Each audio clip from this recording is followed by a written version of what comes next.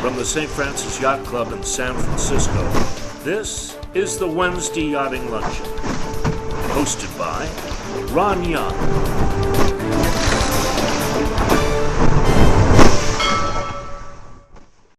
Welcome to the Wednesday Yachting Luncheon, live from the virtual grill room of the St. Francis Yacht Club. We hope that you and yours are safe, sheltering in place in a comfortable environment. We look forward to seeing you back in the yacht club just as soon as conditions permit. Many of us built boats when we were little kids. Some of us even drew lines for boats that we were going to build.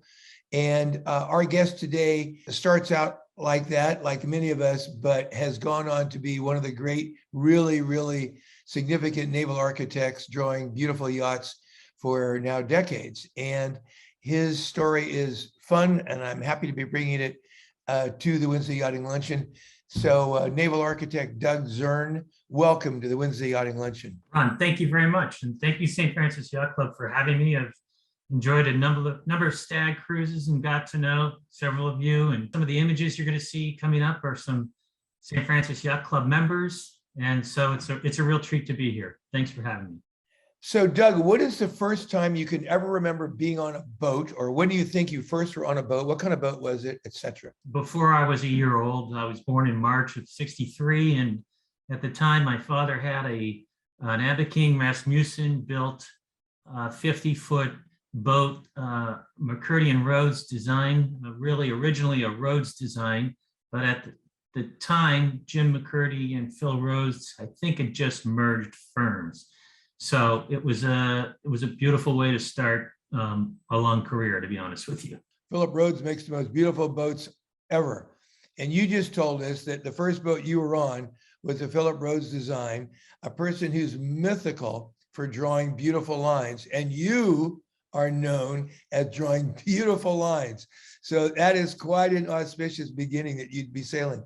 How is it that Rhodes got such incredible lines in his head? And how does it happen that some of you guys just draw what we all consider universally graceful lines? Well, I haven't read Phil's entire memoirs, but I believe for many of us, Ron, it's just intuitive, and you either have it or you don't. And obviously, we've seen a lot of examples of have-nots out there.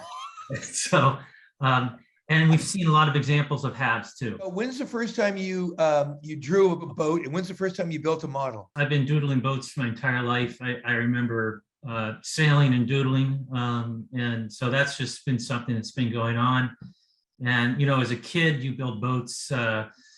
I remember I was also into rockets. I remember building boats and putting rockets on them, and but certainly built sailboats and had quite a few little sailboat models that I built. So that probably started at the age of 8 or something, I would guess. So it's been a while. Tell us about your education. You start off in undergrad. When you decide you're interested in naval architecture in an earnest way? It was in high school, and I went to a great school at the time. My mom had remarried, and I lived in Cleveland, and went to a private school out there called University School. And they had an architecture program there. Ralph Howarth was the teacher, and I had read Skene's Elements of Yacht Design when I was a sophomore in high school, and I asked him, can I draw a sailboat instead of a house, which is what everybody else would be drawing. And he was great enough to allow me permission to do that. Coincidentally, he also ran the wood shop at the school. So I was able to design the boats and then build them in wood shop, which was, and then they were true scale models. Usually at the time, this was in the late 70s, early 80s, we were sailing big fat IOR boats. And so they looked like big fat IOR boats with flush decks. Pretty cool. So what scale were you building the models? What size were they? Usually 1/2 inch to a foot, depending on what size boat. But if I was designing a 40-footer, it might be a 1/2 inch to a foot. So a 20-inch long model. So you were using planes and rasps and files and saws to make these models when you're a high school and a college kid. Yeah, absolutely. Yeah. Exactly. And that was, we produced half hulls, and I did half hulls and a few full. And when was the first time you got paid for designing anything like a boat? I was probably 27 years old, maybe, or 26 years old when I went to work for Dieter Rempacher and moved to Marblehead. And worked for Dieter and started drawing boats there. Were you being paid a salary, or was this a project, your first boat? No, it was just salary, hourly rate. It was a 40-hour-a-week job. And at the time we were designing, Dieter was designing boats for Bristol Yachts down in Rhode Island.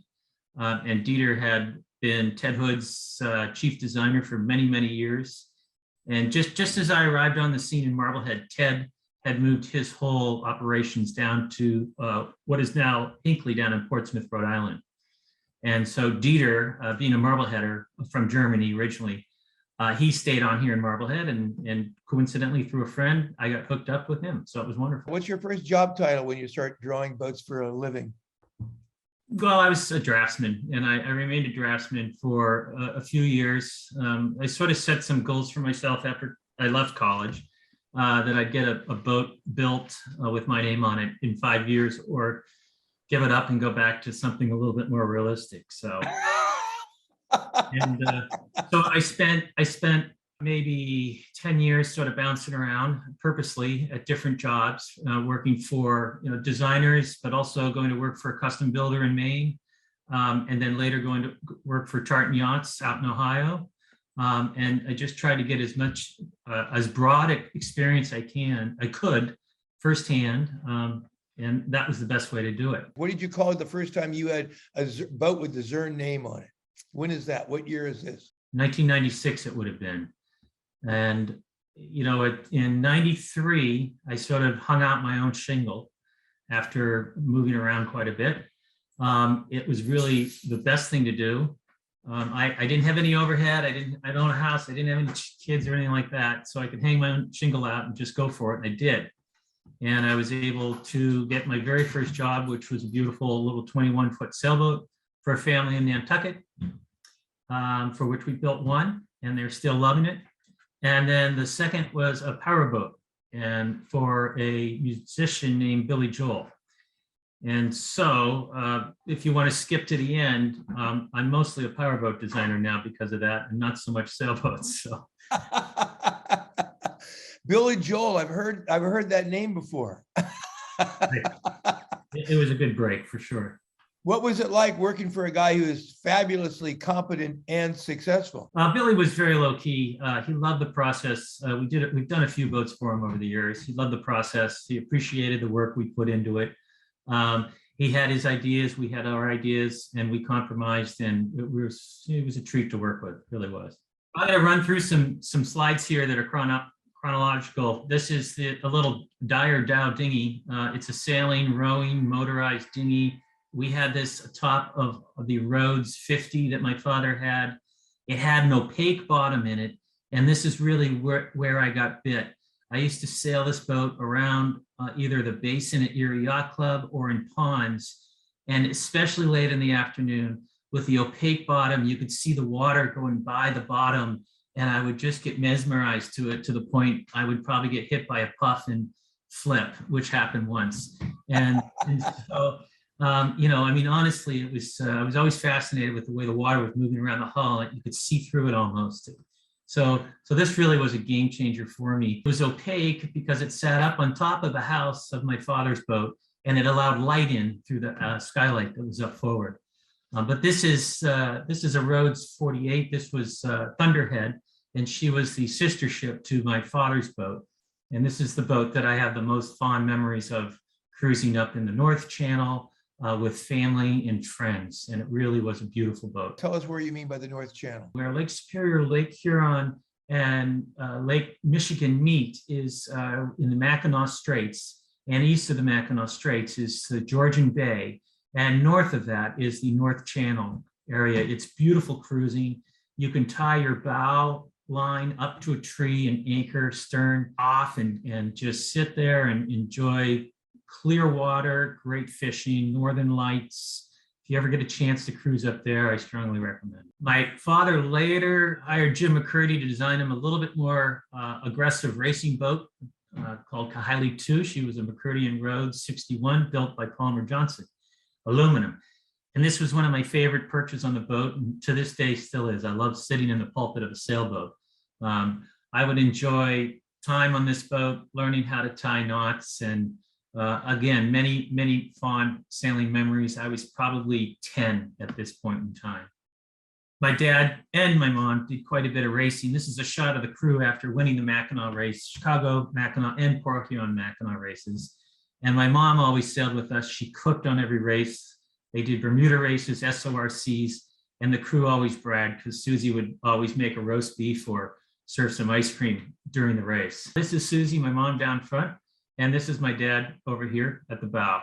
Wow. And many of his close friends here that we've been fond friends of for many, many years. This is a picture from the Erie Yacht Club Basin, and I'm to the right here, and this was sailing camp at EY on Flying Juniors. We had fireballs, we had lightnings, had a number of small boats here that in Presque Isle Bay in Erie, which is a protected bay by a peninsula that juts out into Lake Erie. So it was always great sailing, and this was this was my first sort of foray into camps and sailing aggressively. I later went to a sailing camp up in New York State near Lake George called Timlow. Since no longer there, but there we had stars and comets, and I just had a great time. I am in the front left row, left side of this picture, kneeling there. Great memories of sailing there. From there on, I don't have a lot of images, but just quickly, this is sort of when I got into Cleveland. I moved to Cleveland for my high school years, did quite a bit of sailing there. Racing with my stepfather on his Erickson 35 with my buddies from school and my mom and my stepsister and stepbrothers. And we had many great summers there, ran a sailing camp. It was all about sailing for me. So it's really interesting that, and I got into yacht design to be a sailboat designer. And we talked about this maybe a little earlier, but at the end of the day, tough way to earn a living. And so when the opportunity came to design a sailboat or a powerboat, excuse me, and then when I learned that it was for Billy Joel, well, I had to pay attention. But the results is we've been over 550 boats out there now, a lot of happy owners, and just grateful to have had the opportunity. We're grateful that Billy gave me the opportunity, as well as Peter Needham, the builder. So this was the very first commission we received for a family in Nantucket, a little day sailor, beautiful little boat that lives up in Vermont now, and they've enjoyed her for years. This is design 9328, which means I started it in 1993, and it was my 28th design at that point in time. And she was finally built in 1996 by C.W. Hood Yachts when he was down in Bristol, Rhode Island.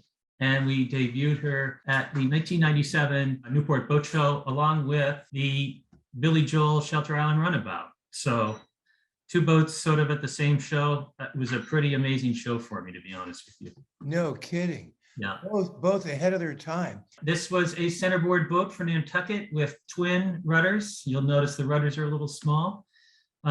This was great for shoal draft sailing. Wasn't so great for the eelgrass in Nantucket Harbor, though. We were constantly over the side with a paddle or something trying to get the eelgrass off the rudders. Okay, the runabout. Go back to this is the Billy Joel.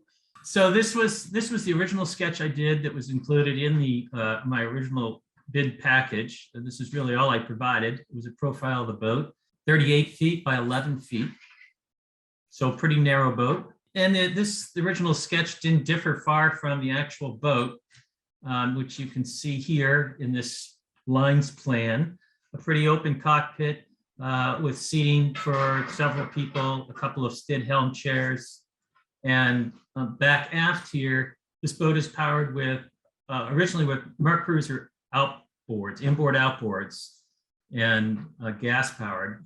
Boats now are all diesel, of course. By Shelter Island, you mean at the east end of Long Island Sound, out that toward Block Island. That's what you mean? Yeah. Between the forks of Long Island is Shelter Island, and out there is Cockles Harbor Marine. Yeah, I've sailed there a lot. It's very, very lovely. This is a beautiful boat. This is very pretty. This is the first boat you did for Billy Joel? This was the first boat. This is not hull number 1. This is actually hull number 50, probably 55 or something like that.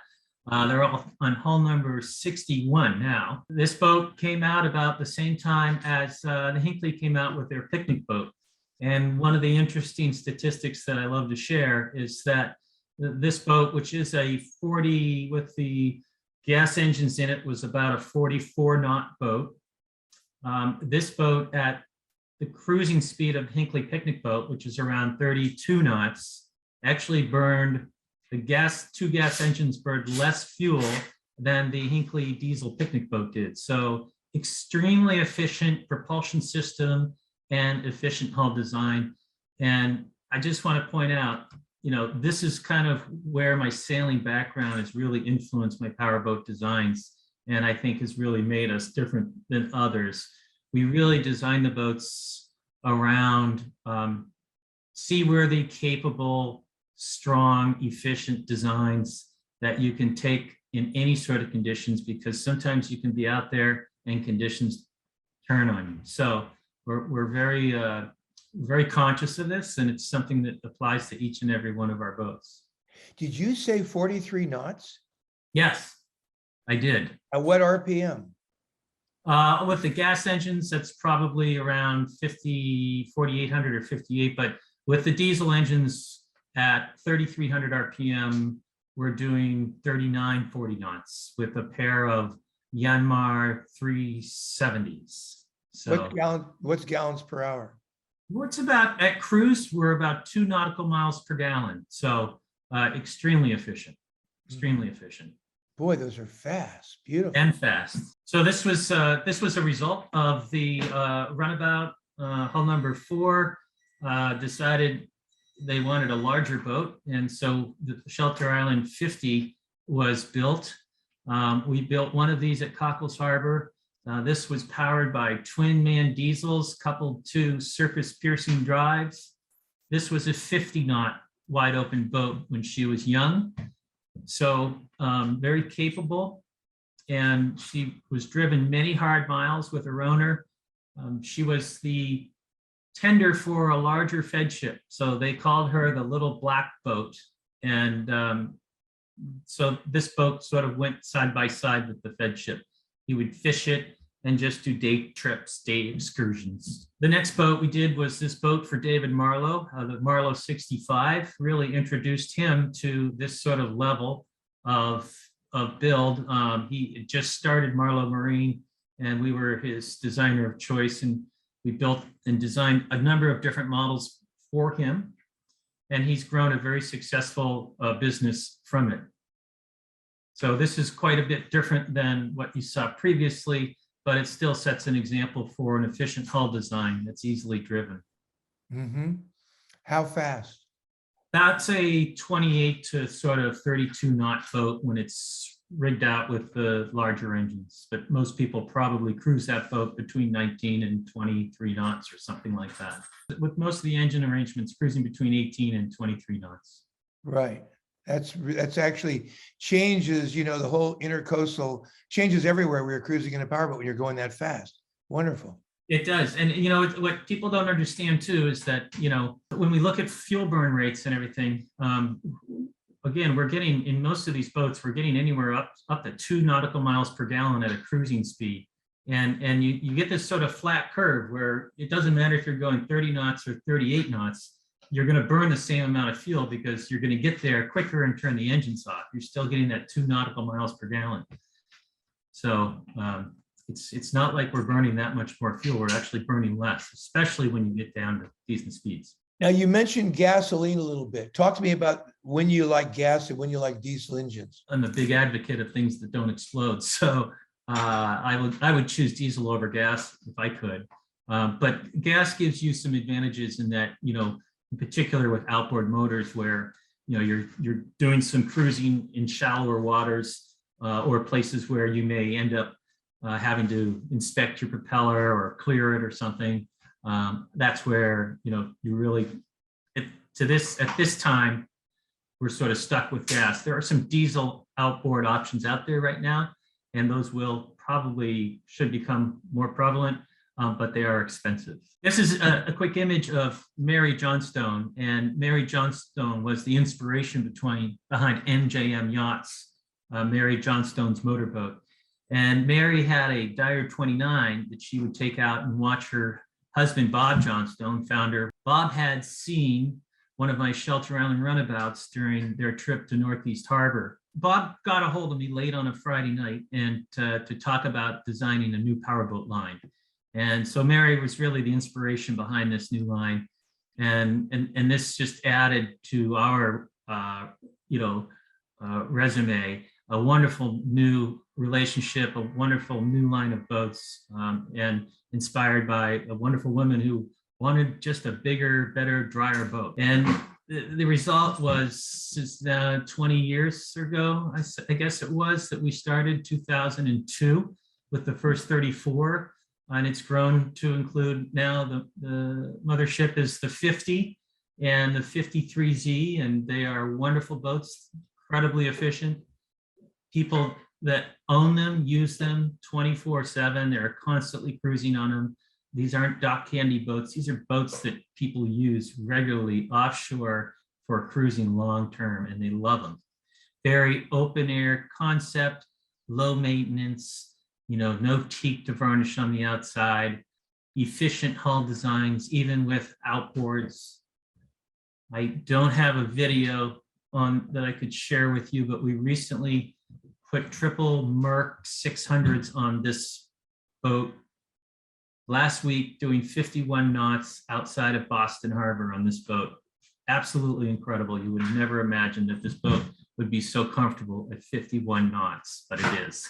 Very open air layout. Inside is the very simple Harrishaw style interior.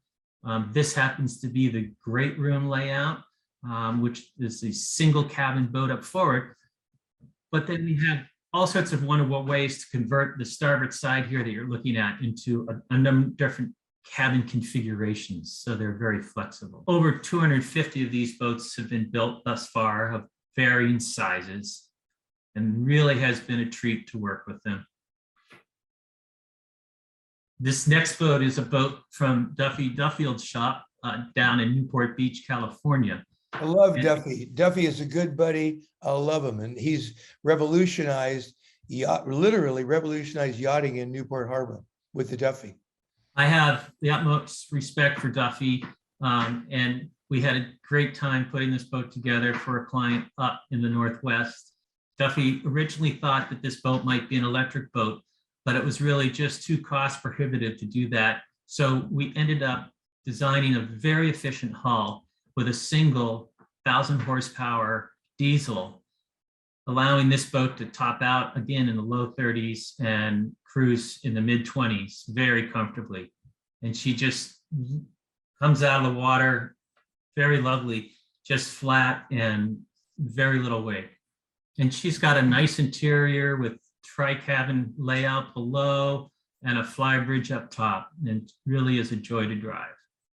In addition to production boats, we also done a number of custom boats, which I'm just flip through here real quick. This is one of my favorite photos, Ron. Stars and stripes with the powerboat wake in the background. Just a shout out to this country and all the wonderful veterans who have helped us create this beautiful country that we live in. So I'm always grateful. This is a collaboration with Billy Joel. Even the first day I met Billy, he had a commuter boat hung on his drafting room that he had in his house. He loved doodling himself. Good grief. Wait, I just got to stop and say, good grief. What a handsome yacht. Yeah, good grief is right. This is down in Miami at the time. Billy was living in Miami, but previous to that, we built this in the hull was molded in Maine and trucked to Cockles Harbor, where it was fitted out with engines and interiors, and then eventually it was floated down to Director's Shipyard in Mamaroneck, New York, where they did the final touches on it. And so a great collaboration amongst a bunch of great shipwrights. And the result was this boat here, which is really intended as a commuter boat. She was purchased not too long ago, maybe 3 or 4 years ago, by a group from Newport, 2 partners. And she was trucked out to Newport Beach, and we did a major refit on her. We did a new interior, pilot house accommodations. We did the beautiful varnished wood cabinets and new helm chairs. We got rid of the mast and added an aft cockpit on the boat. I've got a great shot of somebody wakeboarding off the back of this boat. This boat is another 45 knot boat. So at 63 feet, she does 45 knots, and that fuel burn is actually pretty high. It's about 130 gallons an hour. So, but it's fun wakeboarding behind it, I'm told.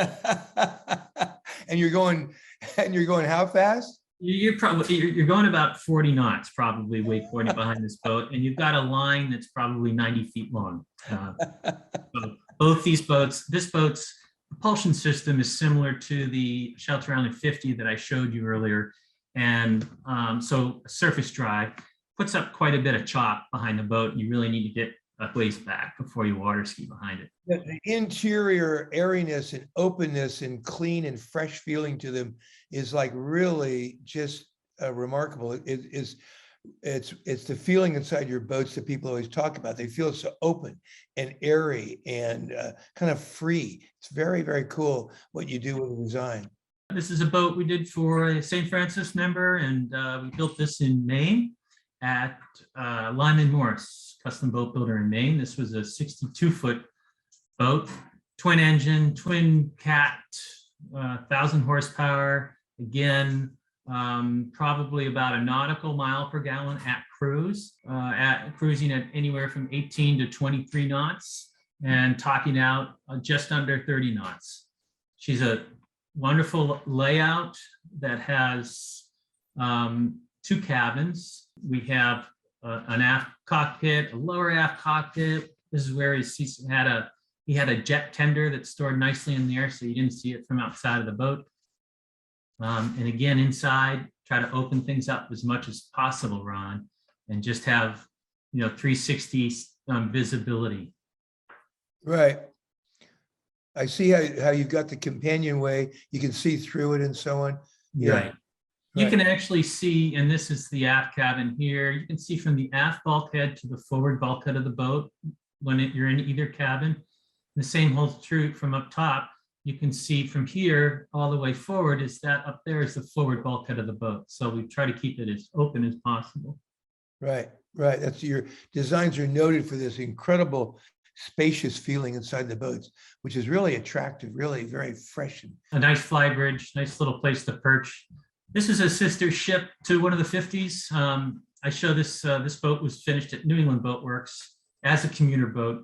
This has a pair of 1,550 horsepower Mans, and this was a 60 knot boat. What's the construction, hull construction on most of these boats? Most of them are vinyl ester. All the MJMs are epoxy. This particular boat is an epoxy. They're all cord laminates, foam core. We use carbon fiber where it's appropriate, but all composite. This is great access. This is really, talk about this access. When you put 1,550 horsepower into a small boat, do that twice, you really need to make sure you've got as best access as you can. So in this case, we had these 2 engine boxes that lift off. This was true of the other 50-footer that allow good access to the engines. In the case of the other boat, both engines were replaced and they were fairly easy to get in and out of the boat because of this access. And I will say, having worked in the field as a service provider and worked in boat yards and scratched a few knuckles, one of the things that many people appreciate about our designs are access to systems and access to the engines.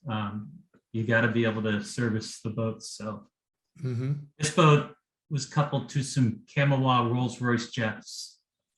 These things are huge washing machines, German diesels, MAN diesels. They are, each 1,550 horsepower, massive torque they put out at the low end, and they just provide an incredibly smooth transition from 0 to 60 knots effortlessly. Give me the advantages over a prop. Talk to us about that. There are many different propulsion systems that we've used, and each are unique. and each are important for the task at hand. In this case, this is sort of the top end speed line where you want to get from point A to point B quickly. And if any of you have traveled, which I'm sure you have, on high-speed ferries, you'll see that they pretty much employ water jets to do that, because over 30 knots or so, they really are the most efficient propulsion system out there, least amount of drag. And really that's what gets you that. If you are going from point A to point B as fast as you can, this is the most efficient way to do it. Lower speeds, not so much. I talked about the Shelter Island runabout earlier compared to a popular water jet boat, where the gas-powered Shelter Island with inboard outboards was far more efficient at a lower speed. So it varies, and then maneuverability and all that plays into it. But today, you really can have the maneuverability across the board with today's technology, as far as integrating bow thrusters and joysticks and GPS into systems, whether it's an inboard boat, whether it's a jet boat, an IO boat, an IPS boat, they all can sort of, or an outboard boat, you can handle them all the same with a joystick and its technology, if that's what you so desire. But if you're driving a boat just without that particular feature, I would say from an efficiency standpoint, your pod drives or IO drives are going to be the most efficient all the way across the board. And which is why that's typically what we end up with. This is going down Narragansett Bay, doing probably about 60 knots here, I think, with 13 people on board too. A modest interior for a commuter boat, only because you've got to, at some point in time, you're going to sell this boat, and you want to make sure that it's something that's sellable. So another St. Francis Yacht Club member who we built this beautiful little 38-footer for. Again, Ron, talking about your open, airy feeling here. And he also enjoys taking his family out for, cruises, day trips, that sort of thing. Mm-hmm. Big open cockpit. Beautiful. Sea lift. This platform goes up and down. These are dinghy chocks. He has a little hard bottom inflatable he sticks on here for gunk holing in. Mm-hmm. This could be lowered down for, diving, that sort of thing. Mm-hmm. Mm-hmm. Again, just a very modest interior. He knew he probably would never sleep on the boat, but for resale value, we just wanted to add a simple, clean interior in the boat. Mm-hmm. Mm-hmm. And it has a head to port and a galley to starboard. Mm-hmm. Clean lines, no maintenance. All the windows open to let air in. Hard top overhead to keep the sun off the top. Mm-hmm. These are two great launches we did for a boat based out of San Diego, who travels around the world. And these boats have now been around the world, I think, 2 or 3 times at least. They're powered with Volvo IOs, diesel IOs. The hulls are sister ships, 2 different configurations for the deck. One was a dive boat, quote unquote, the other just center console.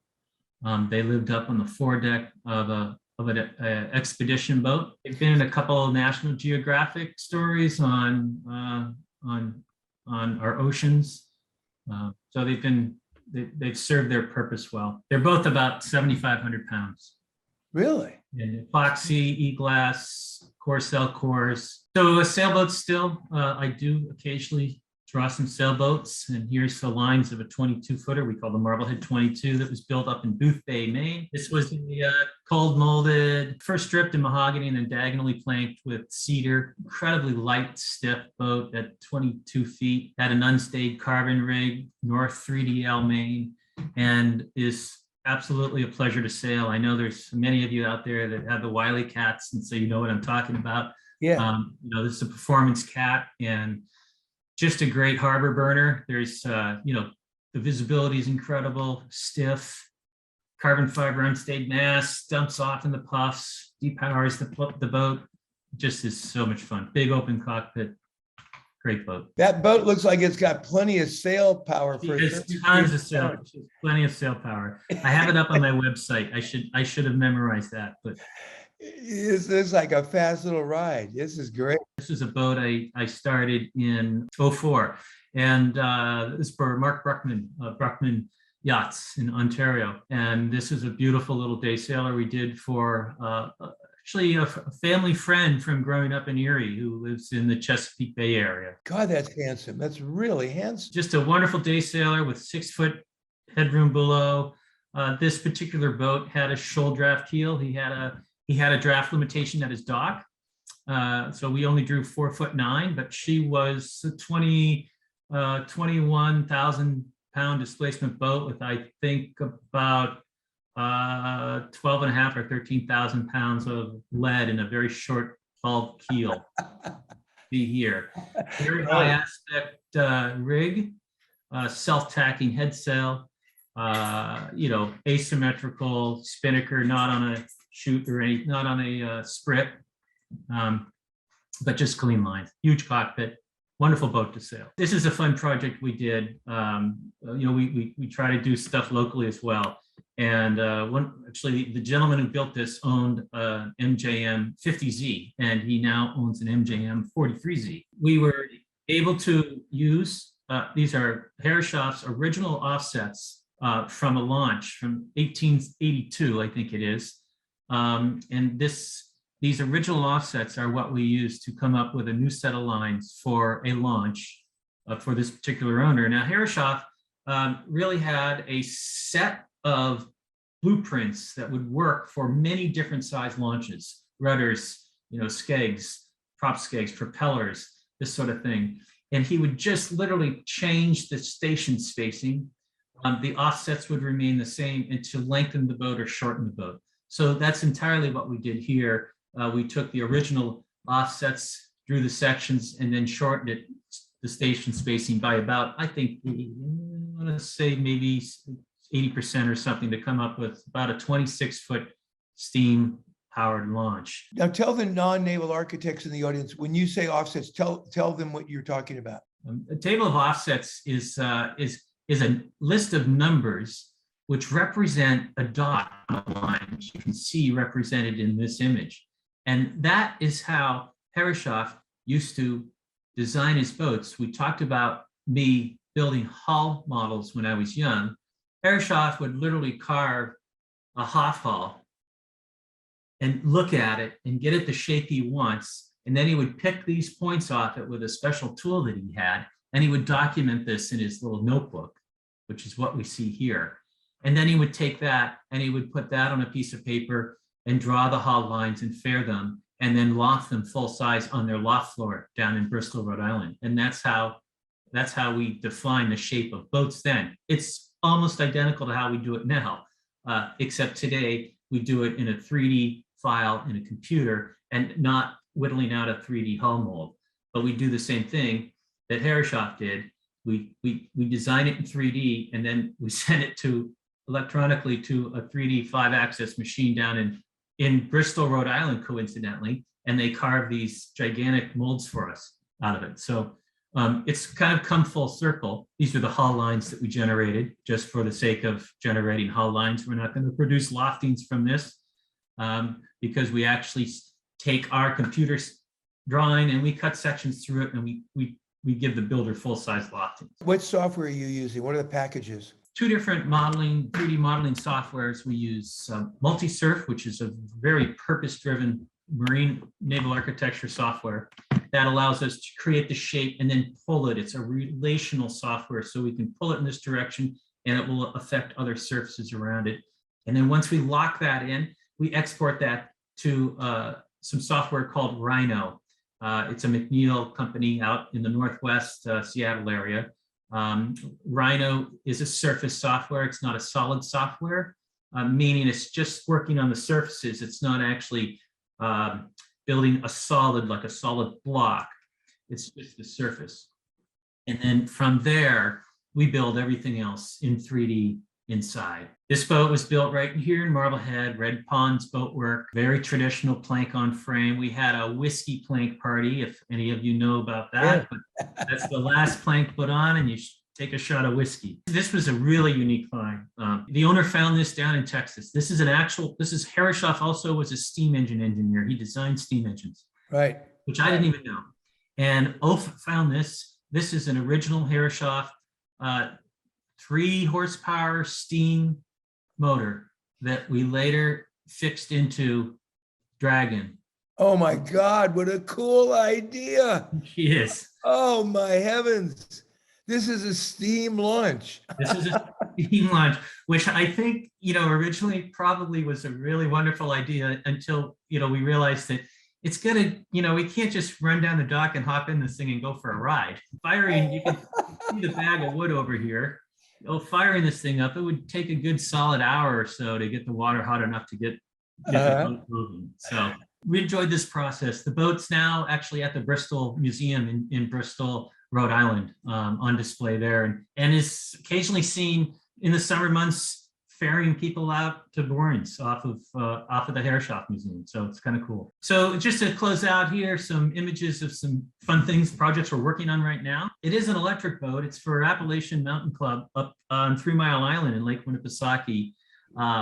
My old colleague and dear friend, Mark Lindsey, who some of you may know and remember, who passed away.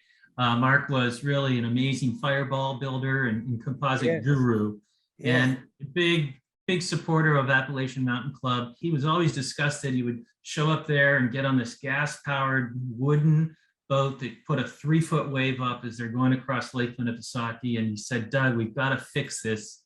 And so in 2006, we started doodling this and figuring it out. But we're just starting to put this together. Of course, we lost Mark a couple of years ago. Right. And so in his honor, we're going to continue with this, and Boston Boat Works will finish it. A local sailor ship right here in Marblehead is going to build the hull and deck out of composites. There will be no wood. This will be a zero maintenance, zero emissions boat. So we're very excited about it. We have a top speed of about 10 knots, and we're cruising at 7. And our goal is to be able to do 4 round trips in a day without having to recharge, and we're pretty much there. Mm-hmm. What distance are these trips? They're only 1.5 miles each way, so it's a total of 12 miles at all. Mm-hmm. So fully loaded with 25 passengers at 7 knots. This is a great new venture. Barton and Gray Mariners Club. They own a number of Hinckleys, probably 65 of them that they have in service, mostly on the East Coast, but some on the West and the Great Lakes. And it's a club you buy into, and you have access to these boats. All these boats are captained. And after hauling all the interiors around in the Hinckleys for all these years and not utilizing that interior space, they came to us to do a purpose-built boat, listening to what their clients want. And that's what we do. We're just liaisons between people's ideas and builders and bringing them to reality. And the State Chaser 48 is just an example of that. Wide open concept boat, day boat strictly. There's a cabin below, just a berth for a captain. But this boat will be captain and likely a steward. And it's certified 12 passenger, US Coast Guard certified, as are many of their other boats. So that's a different process for us. It's definitely more work involved in getting things US Coast Guard certified. This is an exciting new boat we're working on with a group from Great Britain, 56 feet in length. Again, sticking with the open concept, wide open bridge deck area here, all one level from stern to forward. This has a pilot door on the starboard side. Good bulwark up forward, so it's safe to walk around. Nice settee aft. We're excited for this project. We're in the pretty preliminary design stage at this point in time, but even in the preliminary design stage, you see we're pretty well along in the development of the 3D 3D lines and surfaces. What are the dimensions? 56 by 15.5, probably around a 38,000 pound boat, powered with triple volvos, 39, 40 knot wide open throttle, 32 knot cruise. This is a boat that is preliminary design right now for the gentleman that owns the original Shelter Island 50, which I showed you earlier in the slide presentation. You can see some resemblances. I referred to it as the little black boat back then, Well, this is the bigger black boat. It's a jet black hull with varnished top sides. He really wanted just a larger version of what he has now.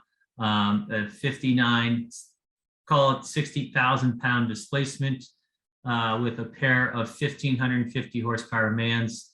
Again, a 51 knot boat coupled to some water jets in the back end. So the need for speed was there. He wanted to go fast. It was not at all a question that the faster the boat, the better. And it took us a little while to find the best match, but we found it. So this is an interesting image. This is a rendering of the boat. This isn't the actual boat, and that might fool some of our watchers here. But speaking to your point, Ron, you know, to be able to just sort of place our designs in a real world situation, so you can really kind of see what the boat's going to look like in real life, is it's just great. It also could create some challenges too for us, as we've learned. But you know, it certainly helps people envision what their boat's going to look like. Trying to stick to my roots a little bit, I still occasionally will attempt to get a sailboat going. An example, honestly, if I were doing something for myself, it might look something like this. Mm-hmm. Mm-hmm. You know, nice performance, sort of conservative sailboat. You're always wanting to go fast. Look at the underbody. Yeah, absolutely. High aspect rudder, fairly high aspect rig, mm-hmm. Brit, self-tacking head sail, mm-hmm. Park Avenue boom, mm-hmm. twin rudders with a flip down cockpit aft, you know, that forms a little swim platform in the aft. Mm-hmm. Yeah, then. How much lead? 19,000, 20,000 pounds. So like probably a 50% ballast to displacement. Yeah, you're constantly at like 50% and so on. Like really, these are performance. Good race. Yeah, performance-oriented creatures. Yes.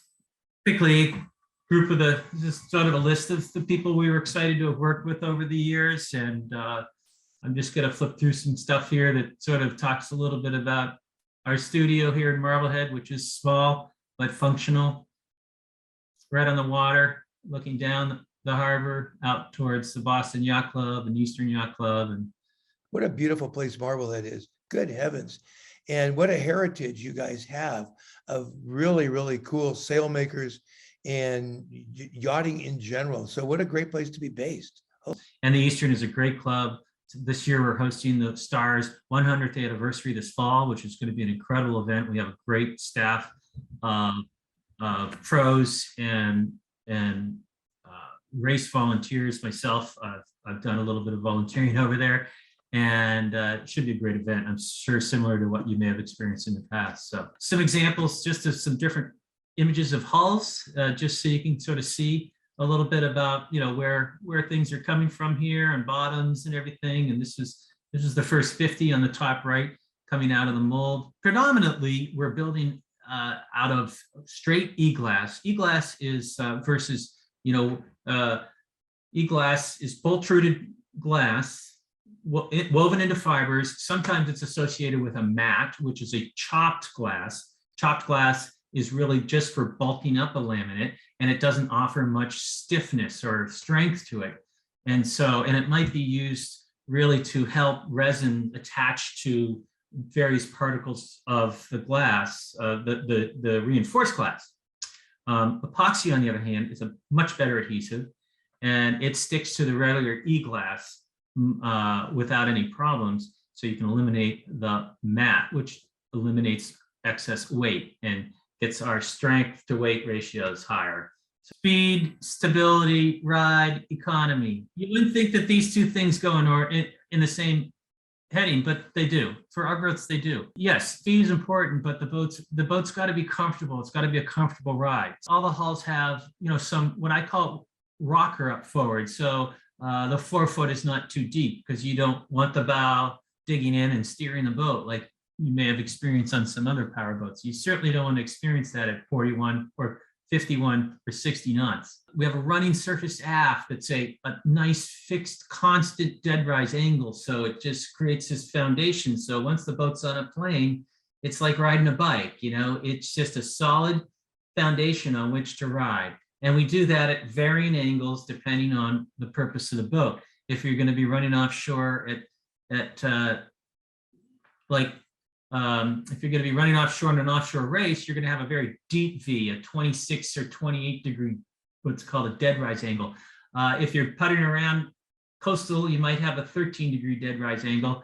Ours are usually around 18 or 20, 21. Those are called moderate dead rise angles. And, the steeper the dead rise, the less lift, as you can see, it is involved. So it's sort of a back and forth, because more lift actually makes for a more efficient hull design. So we're kind of in the middle usually between 18 and 21. And then, strakes help provide some lateral stability at speed, but really help tap the water down and keep the water down, and hard chine spray rails up here, help throw the water away from the boat, so the boats are dry and they're not getting a lot of water on the windscreens. So all of these things aid in the performance of the vessel. Up forward, we have increased bow flare on some of the designs, that help if you punch into the back of a wave, help give reserve buoyancy. Maintaining a low center of gravity is important. You don't want too low a center of gravity. If any of you have been on a sailboat without a rig in it, you'll know how snappy it is. And we certainly don't want to be in a situation where we're on a boat that doesn't have a decent roll period, so it's still comfortable. But we still want to try to keep that center of gravity low on a boat. The bottoms of the boats, just like the bottom of a sailboat, and most people, power boaters, don't appreciate this, but it's drag, and drag is a drag. And so we try to keep the boat's bottoms as clean as possible without any appendages. We've gone to great expenses, sometimes even sharpening the trailing edge of the back end of the boats at the higher speeds to gain you a knot or two in better performance. So, and sometimes even more. Talk to us about the propulsion. This is Volvo's proprietary IPS propulsion, integrated propulsion system. These are forward-facing pods so that the propellers are in the clearest water they could possibly be in. Obviously, the big question is, and has been for many years, aren't they vulnerable? Yes, they're vulnerable, but so are any other propellers, really. One of the biggest drags of an inboard powered vessel is the propeller spinning through the water. I don't mean the propeller spinning through the water. That's very important. I meant the shaft spinning through the water. It just sets up resonance, and it just creates drag. On Duffy's larger boat, we actually encapsulated the shaft in a system called a C-torque system. So the shaft was not turning in the water, it was turning within a shaft, which was then filled with oil. Created about 4% less drag, which was an improvement. In this case, we don't have any shafts turning through the water. The exhausts through the holes in the opening of the back end of these pods. And all these pods articulate and rotate about 30 degrees in either direction. And the slow speed and high speed, but more importantly, slow speed handling with these is probably the best in terms of all the different propulsion systems. Talk to us about what else we're looking at. What are the round circular ports up higher? This is we're looking under the platform at the back of the boat. Give me the water line. The water line would be about right across the back here. Mm-hmm. Okay. About halfway between the chine and this boot stripe right here. These are just scupper drains from the cockpit. The two black items outboard are called interceptors, and interceptors have replaced trim tabs. Interceptors are just a plate that slides down. Yep. And it'll slide down 1.5 inches, and the water will hit it and move around it, and that movement around it will generate lift for the back end of the boat. Right. And you might think that isn't that just creating more drag? It actually creates less drag than a conventional trim tab does. So, and it also works much faster. And it too can be controlled by a small gyro, so that when you're running and you've got the software turned on to active ride control, these items will constantly be shifting up and down the interceptors, keeping the boat level. So if you're running into a 20 knot cross breeze on a powerboat, you tend to have, the bow wants to get blown off, and you tend to steer into the wind. And when you do that, it sets up a roll motion on the boat. Well, these will fix that. So, so you won't have that. And then, of course, if you're in a seaway, these will constantly be moving. And this is a Humphrey brand, is the brand that we use here. If you look at Humphrey online, you can see some demos about how this works, but it's pretty fast. It's wonderful features, some of this new modern features that are available today to improve ride quality. I mentioned it here: weight, and monitoring weight, and engineering properly for weights. So we do extensive weight studies, which is an account of, basically a spreadsheet of several pages that accounts for everything on a vessel, everything. And you have fixed weights like engines and tanks and FRP hulls. And then you have variable weights like fuel, and water, and those things that change a lot, you don't necessarily want in the ends of the boats because it will affect the way the boat rides. So we make sure that we use those, we place those variable weights more in the middle of the boat or around the center of buoyancy. That is the center in which the hull is displacing water, so that as those consumables are used, the boat lifts up higher or lower, just vertically in the water, and doesn't affect trim. But a weight study done on this particular hull, which was the first hull we built at New England Boat Works, we had not worked with them. We had performed our weight analysis of what the laminate should be and what the hull should weigh. We asked them to take pictures of the hull and what was in the hull when they weighed it. So in this case, we have all the major longitudinal structures and the major bulkheads were in the hull, just as it was pulled from the mold. They weighed it at 6,590 pounds. And if you can see, this was our weight study. They were identical, which never happens. We are usually pretty close. The builders are usually pretty close to our estimates, but this was just unfound of. Kind of closing this out a little bit. These are just some images, just some fun images, examples, of how we utilize 3D design in all of our work. This is a rendering on the back end, and this is sort of some of the guts that are inside of this wireframe up forward turned into rendering aft. But we do the entire interiors. Here's an example. It's boring stuff, but honestly, it's stuff we love doing, and it's just laying work out. This gives us the ability to identify, again, getting back to my weight study, identify all these weights and make sure that the boat's going to float where she should float. This is Mad Max cruising up in Maine. Again, the boat built by Lyman Morris for St. Francis Yacht Club member. The boat lived on the East Coast, and it was their East Coast home for many years. Beautiful, beautiful presentation of course, beautiful work that you've been doing for years, hence your reputation. Everything is fast and everything is beautiful. Really great work, Doug. Holy cow. What a fun career. It's been a ball. I am so appreciative of all the people, that have helped throughout the years. And there's many here in Marblehead, but also, just tons of people. It's been a great trip. Give us a typical design, typical commission. Somebody, give me a typical, somebody picks up the phone, says they've been looking at your work for years. What do they say to you? It varies, but it could be a builder, but if it's an individual, they've been looking at my work. Their son has looked at my work. We've called around a little bit. We've done a little bit of homework. What's entailed in designing a custom boat. And this is when I usually stop and I suggest they don't design a custom boat, which is a little backwards, but designing and building custom boats is an expensive proposition for anybody. And I just try to explain that, we have other production boats that we have available that might fit your needs. And at the end of the day, I really want what is best for the client or the customer, and they'll get a better return on that investment if they're buying a production boat versus a custom one-off boat. And at the end of the day, it's a boat that's designed for you and specifically for you. And it may not be a boat that anybody else wants. And I'll give a quick example of this. In Vendetta that we did for Billy, it was a beautiful boat. You saw the images of it, but it doesn't have a sleeping cabin in it, and there's nowhere to sleep on board.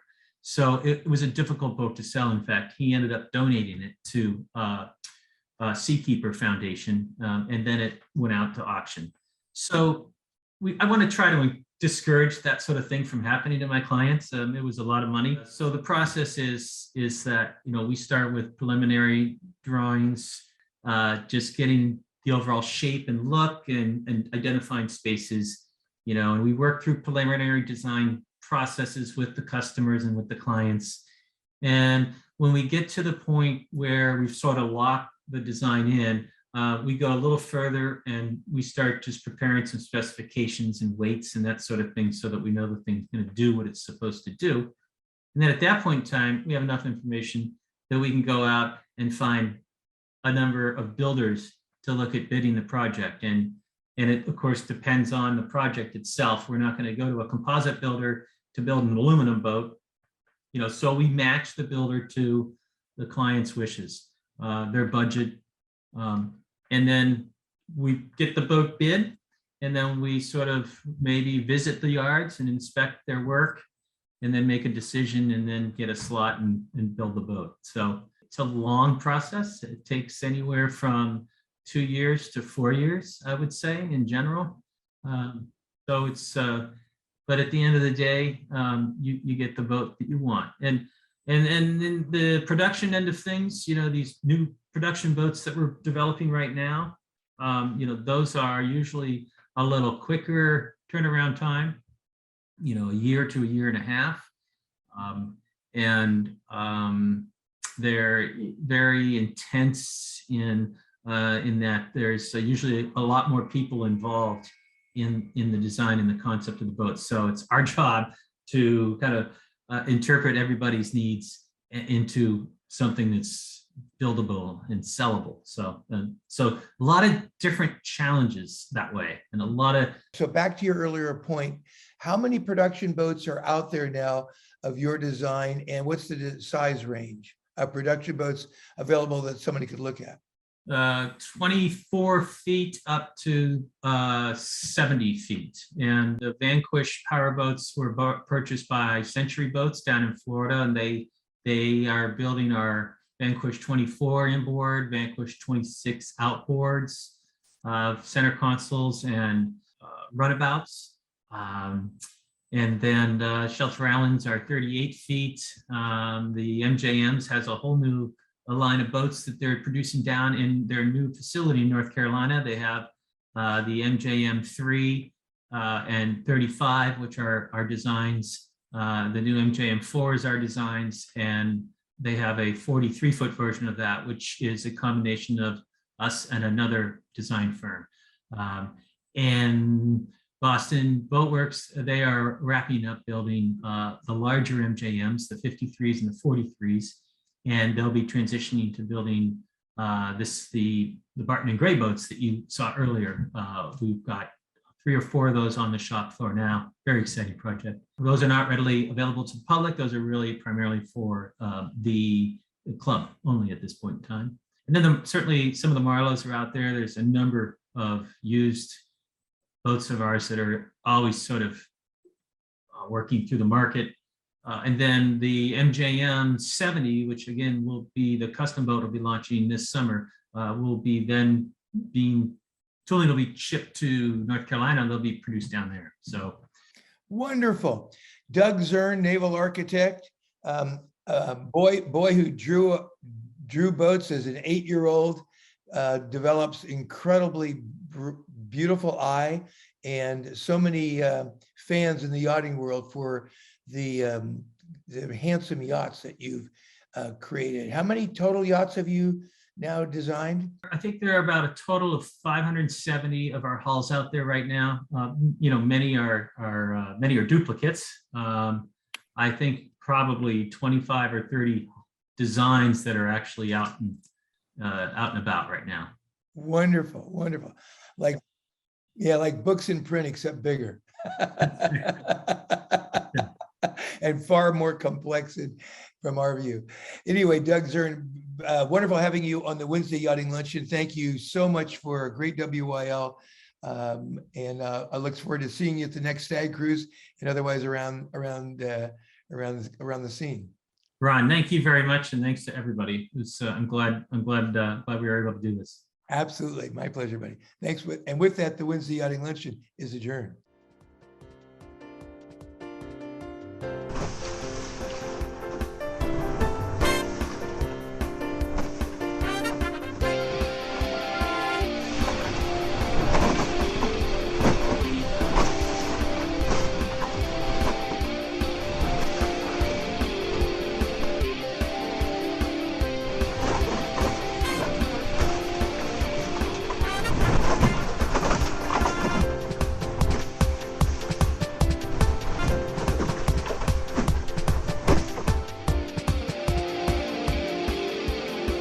This has been a presentation of the Wednesday Yachting Luncheon.